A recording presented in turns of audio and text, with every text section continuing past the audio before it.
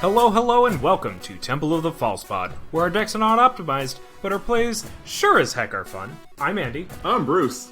And today we've got a very special episode for you. It is our third season finale, episode 30. Hooray! We did it! Hey! I can't believe it. We made it to 30. Yeah, that'll be me in a couple of years. Hush your face. Hush my face. As always, our season finales, we sit down, we throw out a topic, and then we take a week to build a deck. So we have done that, right, Bruce? Yes, we have. The theme this week is, drumroll please, MONARCH. Hey! Bruce came up with this idea. King me! Yeah. And the only two restrictions I had were you cannot use a legendary creature as your commander that specifically has Monarch in its text. Because... So no Jared Carthalion. Yes. No Queen Marchesa. That said, we can have those cards in our 99, right? Absolutely. Oh, phew. Well, you can. I can't. Because I've chosen a commander that doesn't fit those colors. Yeah, well... I went the obvious route and chose a 5-color commander. But we'll get there eventually. A 5-color commander with a Monarch theme? I wonder, who could it possibly be? Golos, right? We'll be back to that right after the break. But for now... let's toss it over to our reporter, Eye in the Sky, Bruce. Bruce, how's traffic looking? Traffic up here is looking pretty good. Everything seems to be moving along quite nicely. Back to you, Andy. Oh, well, thank you, Bruce. I'm glad that traffic is smooth on the freeway.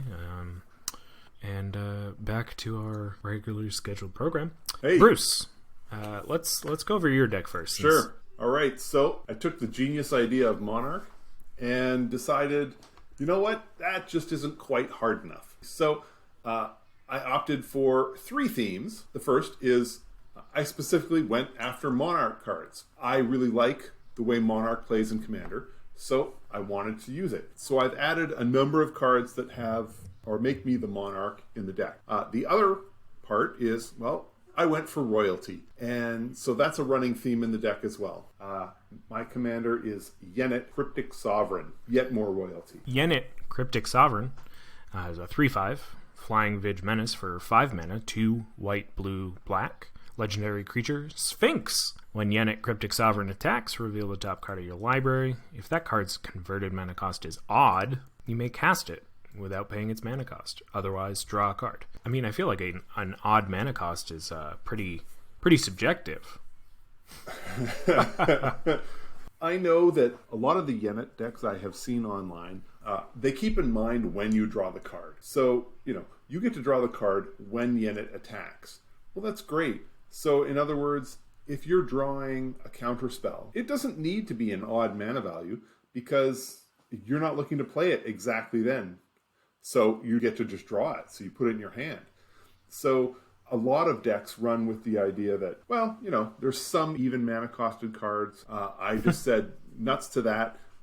Every single card in this deck has an odd mana value, except 2. 2? Yes, there are 2. Oh, yep, I see them. 3. 3? Did I add a third? 3. Uh-oh. It's okay. We'll get to them. All right, we'll get to them. But either way, I made a pointed effort of trying to make sure everything was an odd mana cost. Most of the cards in the deck are permanents. I'm the guy who plays commanders that have blue and then doesn't load his deck with instants and sorceries. Almost all of my card draw is either a creature or an enchantment because I want it to be recurring at least a little bit.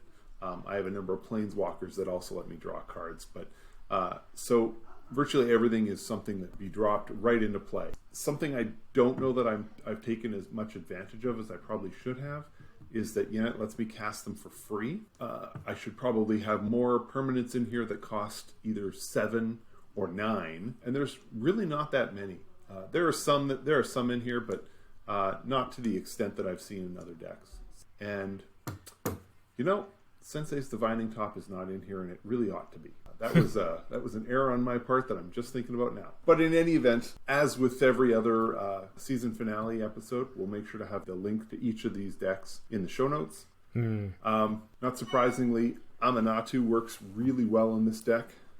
Oh. It gives me card draw, and then I put a card from my hand on top of the library, so it gives you a little bit of a Sensei's Divining Top, because you can draw your card, and then just take your most expensive, odd mana costed card, put it on top of your library, and swing with Yennet.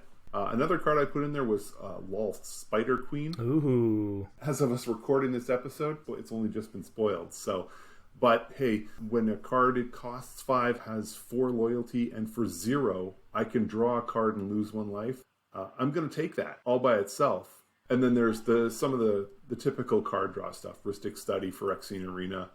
I don't think that's a shocker to anyone. A card I really liked putting in here was Vega the Watcher. Whenever you cast a spell anywhere other than your hand, draw a card. Well, Yennet lets you cast the card when she attacks, but you cast it for 0.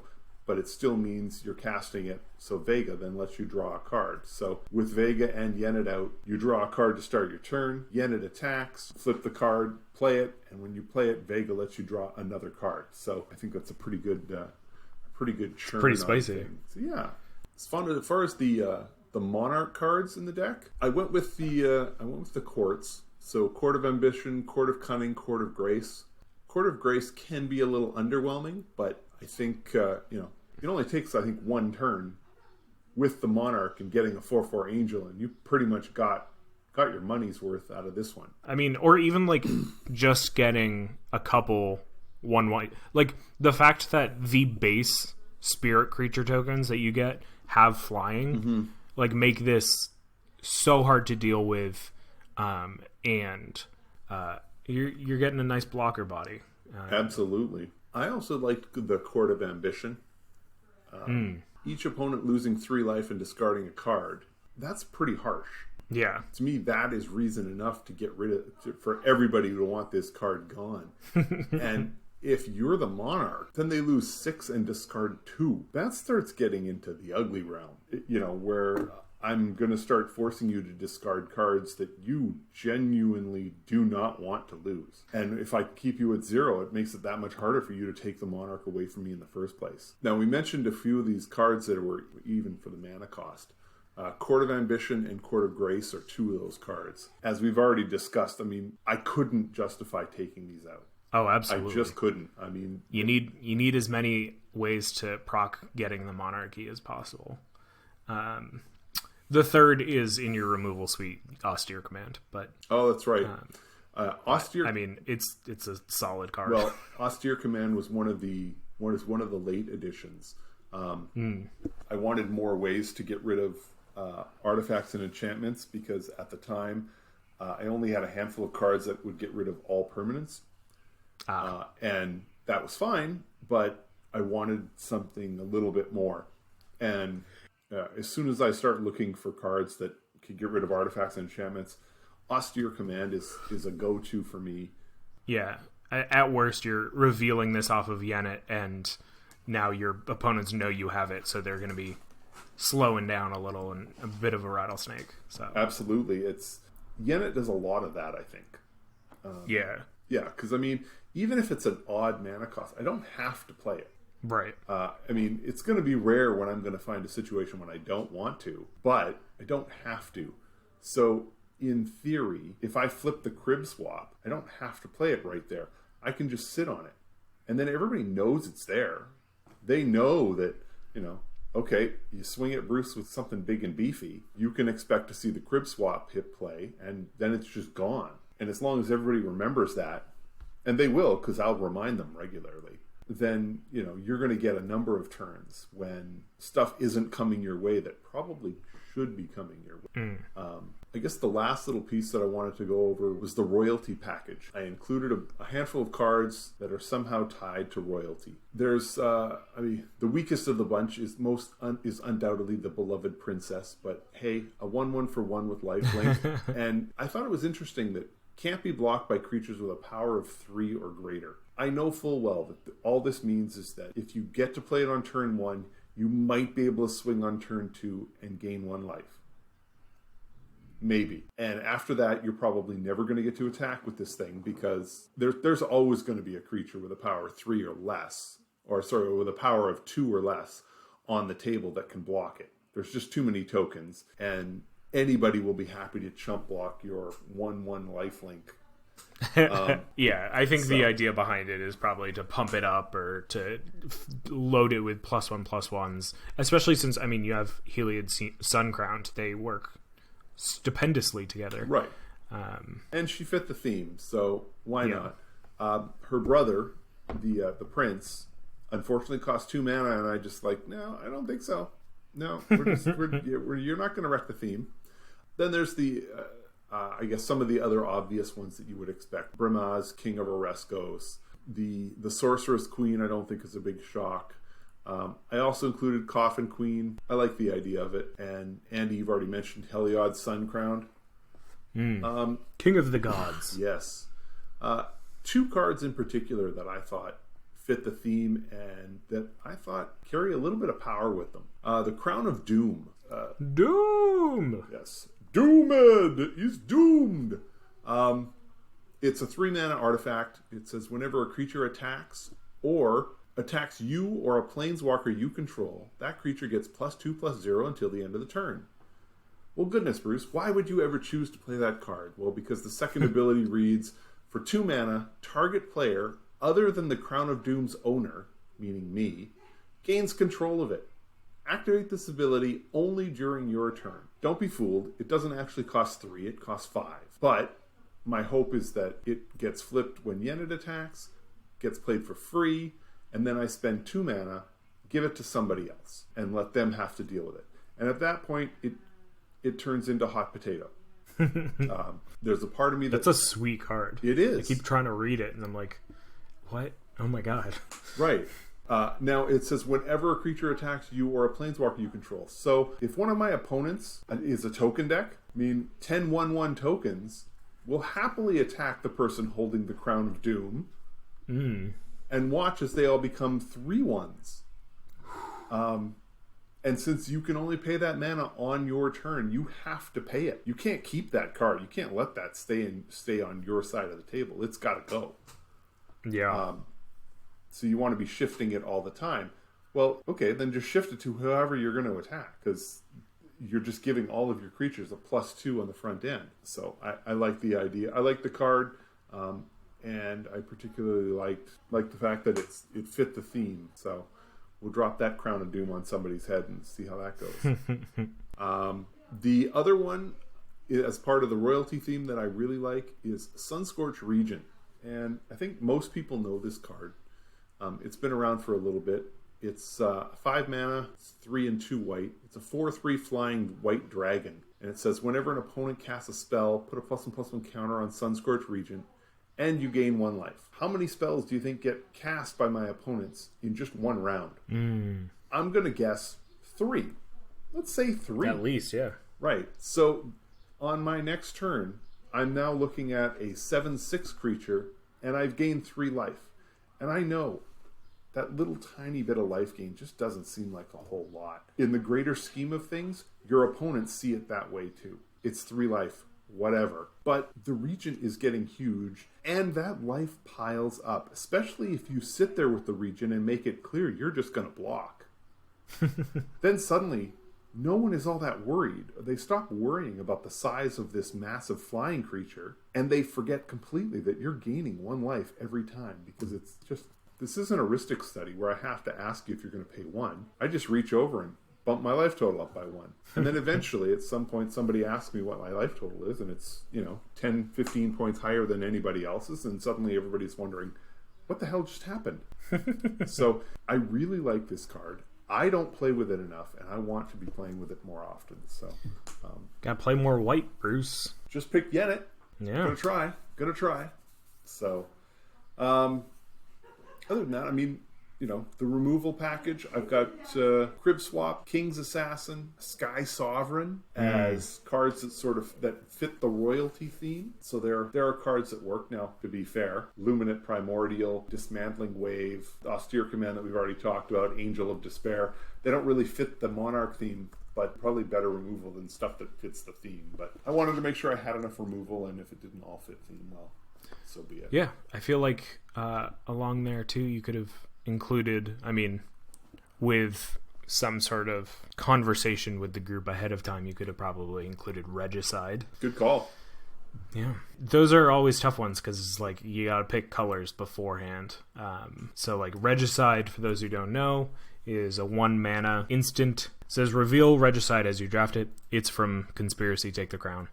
The player to your right chooses a color. You choose another color, then the player to your left chooses the third color. Destroy target creature that's one or more of the colors chosen as you draft cards named Regicide. It's interesting because, you've played with Paliano, the High City, before.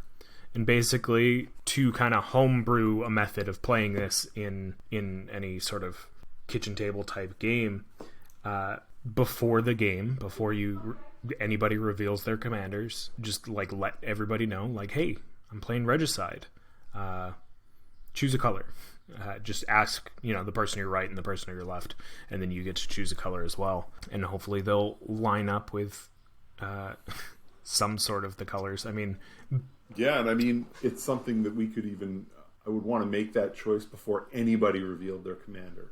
Yeah, just to kind of have it be a bit more fair. Well, yeah, because the player to my left and the player to my right will simply pick colors that are not in their commander, and that's fine. But if they know what that fourth opponent is playing, they'll just pick those colors. So, Andy, were there any cards in particular that you wanted to talk about, or did I hit them all? So, obviously, we both had some Monarch suites, but you chose some ones that are different, which is nice. Different than I had chosen. Right. I really like the Staunch Throne Guard. Actually, I did too, and it was a card that I wasn't expecting to find. I'm less aware of some of the newer cards that have come out in the set, and this was one of the ones that just sort of caught me by surprise. It's no powerhouse, 5 mana for a 2/5 Vig, that's fine, but it fits theme, and it gets you the Monarch back without having to be in a situation where you have to attack. And that's not always the easiest thing to do. I will say that with Yennet, Yennet's goal is to attack. That's how you're getting the card advantage. Right. Yennet is flying, vigilance, and menace. So flying means it's hard to get enough blockers up for it. Vigilance means that it's still there to defend if you need it. And menace, now your opponent needs 2 flying creatures to be able to block it. So quite often that's just going to get through and do the damage when you need it to. But the one card that I found really interesting in this deck is Curator's Ward. Okay. My first full set was Dominaria, and I remember this card very vividly because it was an uncommon, so it would show up everywhere. But I feel like nobody ever used it.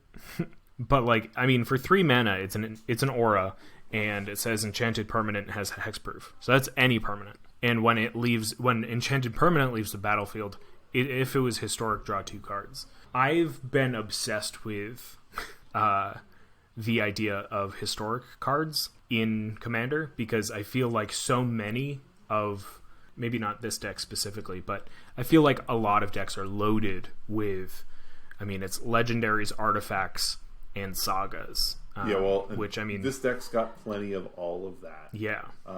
There's a ton of artifacts in the deck. There's obviously legendary creatures. I've got a few, I've got more than just a couple. Planeswalkers are technically legendary, right? And I even have a saga. I will say that realistically, the Curator's Ward is going on Yennet, right? Virtually every time. I just like the idea that so now if you're going to stop Yennet, you have to stop Yennet the hard way. You need to have 2 flyers, and even if it does die, drawing 2 cards as that's a solid consolation prize. So I liked it. Yeah. With that, let's give Bruce a round of applause for that beautiful deck. Hey. Let's quickly go to commercial break. We'll have an intermission. Come back for Act 2, my deck. Be right back.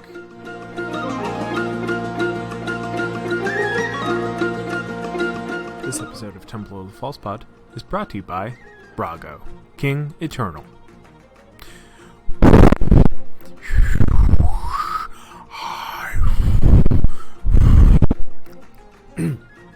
There seems to be some sort of technical difficulties, so back to you guys.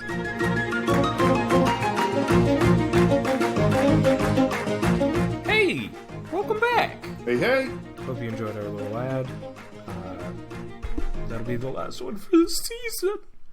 Andy, I just have as to a reminder, say, it was hysterical. I don't know how you come up with this stuff. You know, just sometimes it just comes to me. Just as a reminder, as always, we'll be taking the next 2 weeks off from releasing episodes, but we will be working hard to get you to season 4. We'll be back in 2 weeks. But before that, let's talk about my deck. Sounds good. Right. Let's do it. So, when I was a little boy... when I heard that we were going to do Monarch decks, I thought long and hard about what I wanted to do. And originally, I had picked Sengir the Dark Baron, and I had partnered him with Kedis, the Emberclaw Familiar, Right.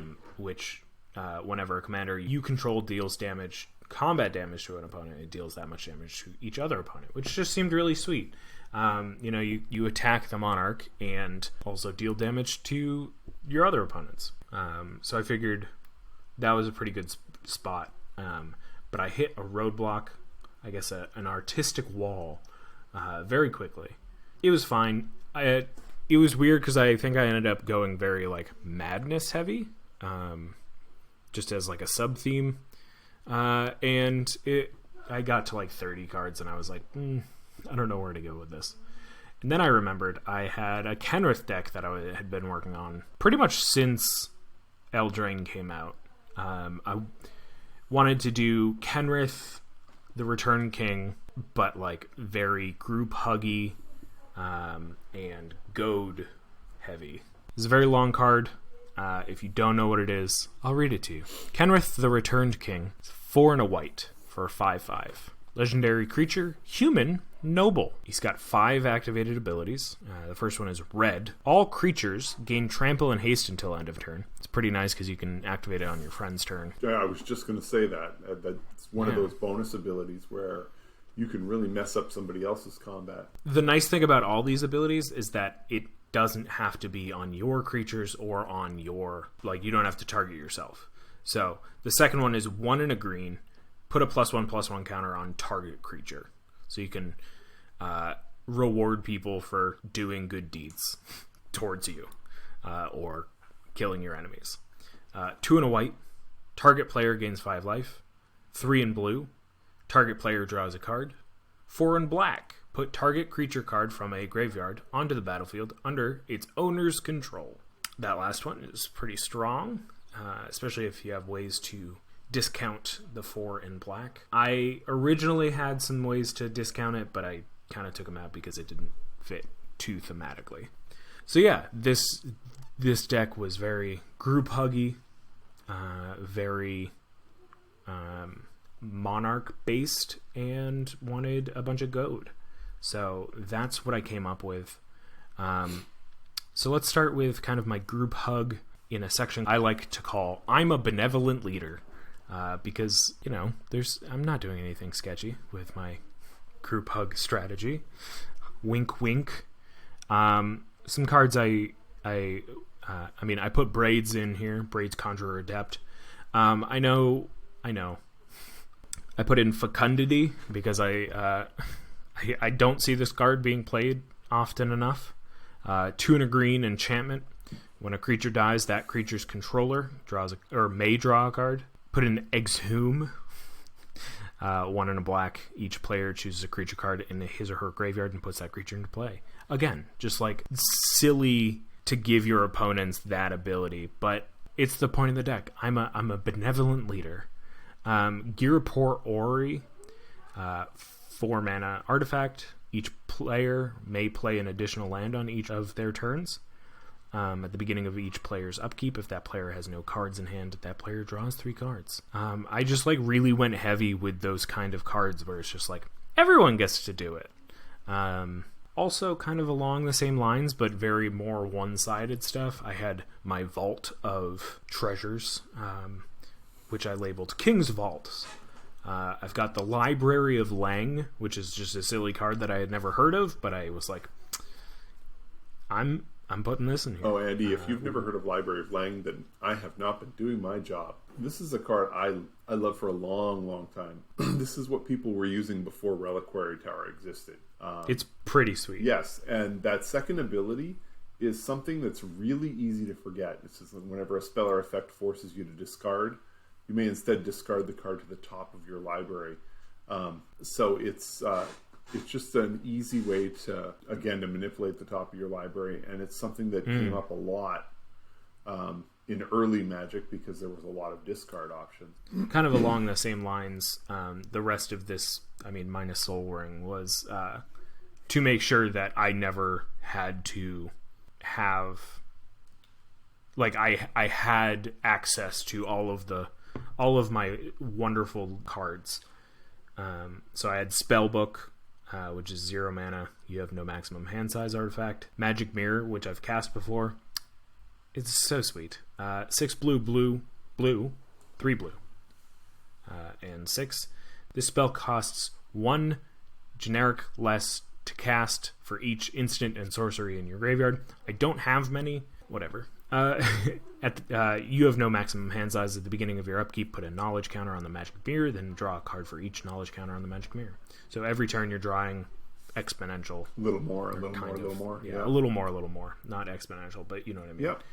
And then Venser's Journal, 5 mana. You have no maximum hand size. Beginning of your upkeep, you gain life for cards in hand. So that's me as a king.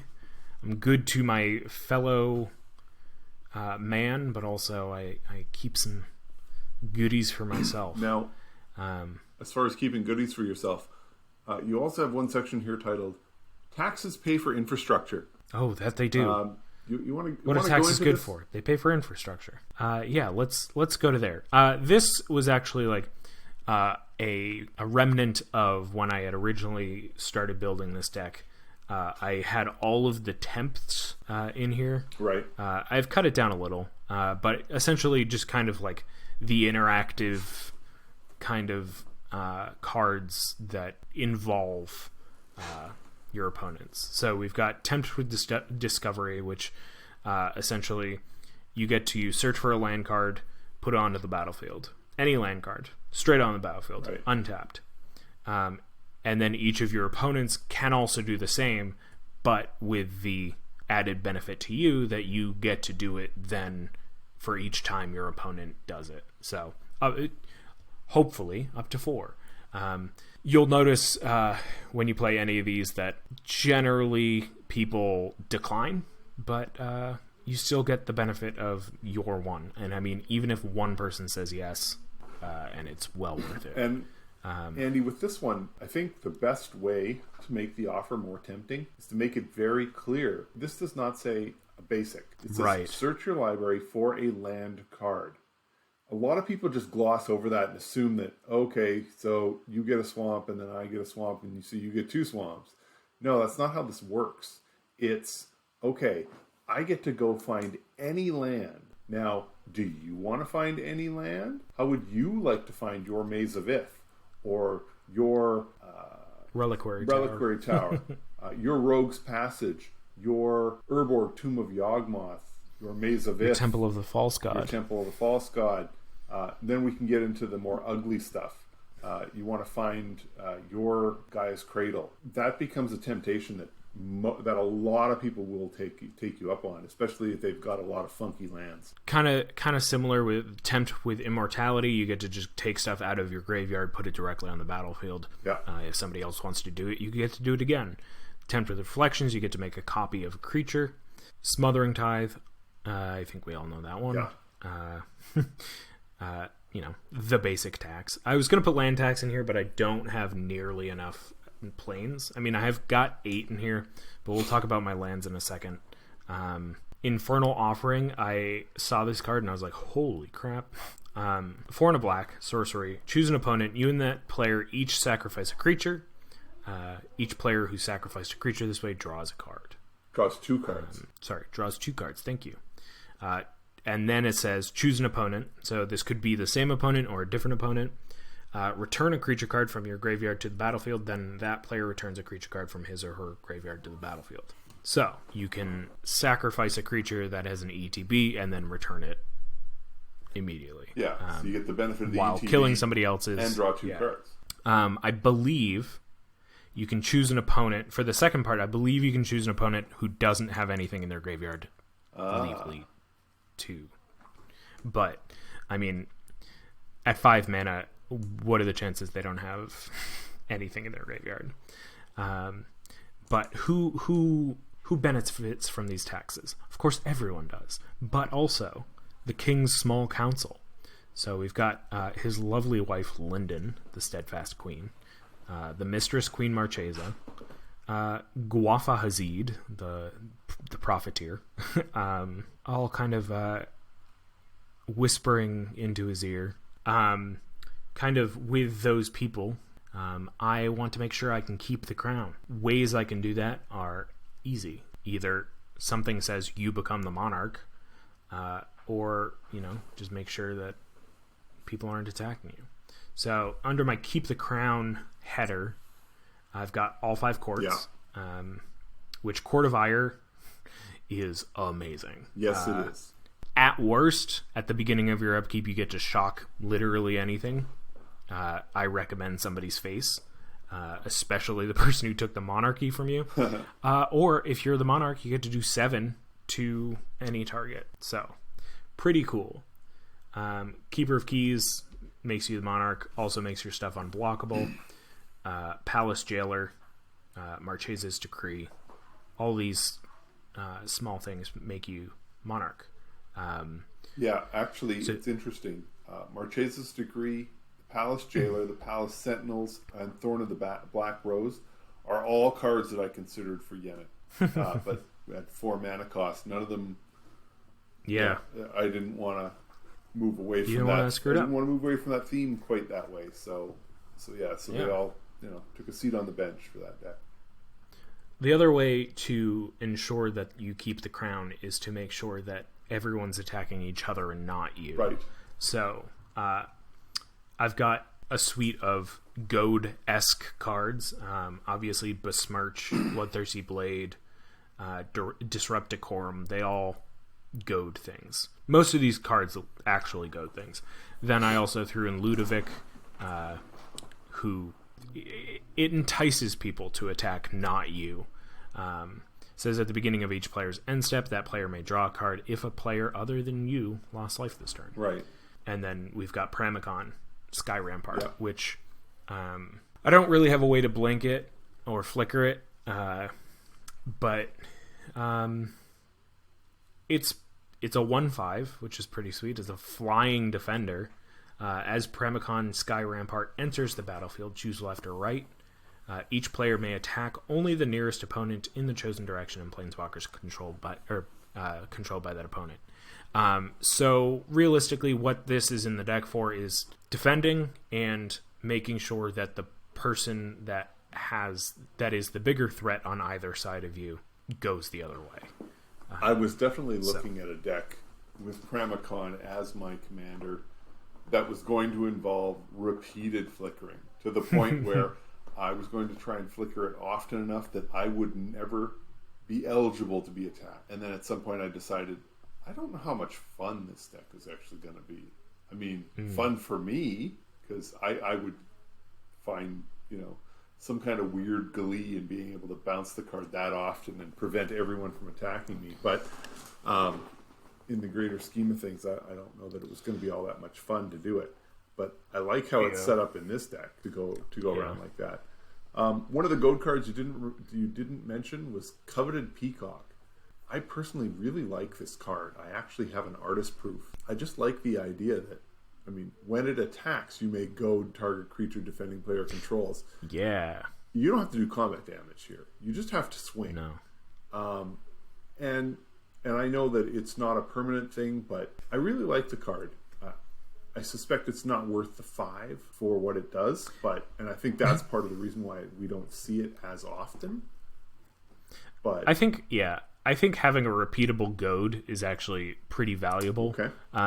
Unfortunately, it is just one creature. Right. But between this and something I didn't put in here, which was Grenzo Havoc Razor, which goads things on. Right. Well, at least, I mean, that's on combat damage, but that's repeatable. Yeah. Sly Instigator, which is from the newest Commander sets, from the Strixhaven, which is 1 and tap until next turn. Target creature an opponent controls can't be blocked. Goad that creature. Also repeatable, also very, like, specific, but, like, it's really good to be able to do that. I mean, literally as people are going into combat, or even as blockers are being declared, helping out a friend. Right. So you don't even need to use it to goad. If they're already attacking, now you can just use it as a way to prevent them from getting blocked in the first place. So I realized I didn't mention my Will of the Council cards, which is just kind of listening to my listening to my constituents, just kind of using the table to come to decisions. Council's Judgment, Custody Squire, Sylvala Stampede, and Split Decision, all kind of like just that nice. It's just like a nice conspiracy section. So and a card like Custody Squire, I know that realistically, it comes back. You get one creature card. Well, you get one card from your graveyard back to your hand, and it may not even be the one you really want. But I love that card. Yeah. It's a common, and it's a squire. It fits the theme. So, and it's a 3/3 flyer. I mean, for 5, but you are getting a card back from your graveyard, and exactly with with a little bit of work, you're going to get something decent. Yeah. It doesn't. I've used it in the past and managed to get some pretty decent stuff back into my hands. So yeah. And that's the gist of the deck, is just kind of like this tiered look into a castle life. Something I wanted to mention before I end here. My lands, I put 0 effort into. I did not really think it through very well. I did have 3 of the castles. Yes. I put in Reliquary Tower to make sure I keep all cards in my hand without having to discard them to hand size. War Room felt flavorful. Throne of the High City felt flavorful. And, I mean, Monarch card. Obviously, Temple of the False God. But obviously, I didn't add in any multicolored lands, which is a huge problem. So I think if I gave this another run through, I think that's the biggest thing I would change. I think that... Yeah. Oh, I just realized I forgot a whole section. But... yes, we haven't talked about the knights. Yes. It'll be a quite wise way to end this. I chose 7 knights to protect my realm, thus dubbing them the Knights of the Round Table. I chose the 5 from Eldraine, the whole cycle. Some of them are but I figured they needed to be in there, at least for flavor purposes. Then I had Sir Gwyn, because she's pretty badass and a real good card. I don't actually think I have any. I don't actually have any equipment that I would put on any of my own creatures, but whatever. And then Daneth the Capuchin, which also just like real solid card, especially for a 3-drop. It's a 2/2 first strike vigilance lifelink, or an equipment spells you cast cost 1 less to cast. I've got a couple of auras here, okay. So that's my pretty little deck. Well, Andy, very impressive. Thank you. Impressive. Just a couple of the cards that I was looking at that I thought that really caught my eye. I really like Keeper of the Keys, or Keeper of Keys. Mm-hmm. It's in. To be fair, it's in my deck as well, and that's part of the reason why it really sort of cued in for me. The idea that on the beginning of your upkeep, if you're the monarch, creatures you control can't be blocked this turn. I mean, that's just nothing screams you got to get the monarch away from me more than that. I mean, here comes the beating. You know, Yeah. You're going to make them pay if they don't do something about it. I really like that one. I like Magic Mirror, if for no other reason than it hits the flavor so hard. It works really well for me. Humble Defector. Just the idea. I mean, it does fit the Monarch theme. It does fit that whole idea of the king and, you know, the runaway. I love that idea. Of course, you know, when you mention the Humble Defector with a king, all I can think of is Game of Thrones and that poor fellow who gets his head chopped off very early in in literally chapter 1. Yeah. But it fits the theme, and it definitely starts drawing you cards, because it doesn't take that much to convince an opponent to toss it back to you. So, yeah. I mean, like, even if you're not trying to do that, it just goes right around the table. Right. So. Right. Yeah. I think this is great. I want to build it now. Yeah. Well, I love the theme definitely flows all the way through the deck, and I really appreciate that. I think it's well done. Well done. Thank you. Great work, Andy. Great work, Bruce. Well, thank you. And thank you to everyone who's been listening for the past 30 episodes. This feels like a big moment for us as we head on to Season 4. Again, we will be having the next 2 weeks off, so expect us on that third week. Rising and shining for Season 4. Our best season yet. Coming out guns blazing. But hope you all are enjoying your summer. We'll see you very soon from me, Bruce, everyone here at the Temple of the False Pod. Thank you so much for listening. Our decks are not optimized, but our plays sure as heck are fun. Again, thank you for listening. I'm Andy. I'm Bruce. Have a great night, and may your 5th land be the Temple. Bye!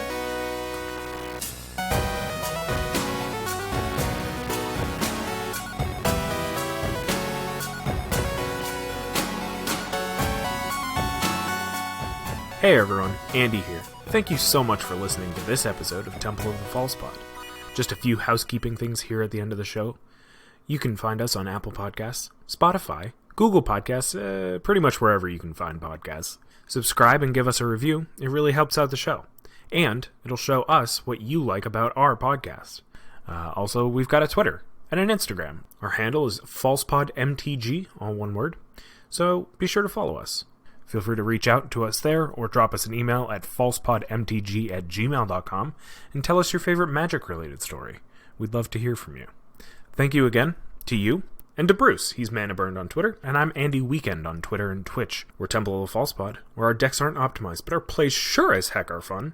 Have a great night, and may your 5th land be the Temple.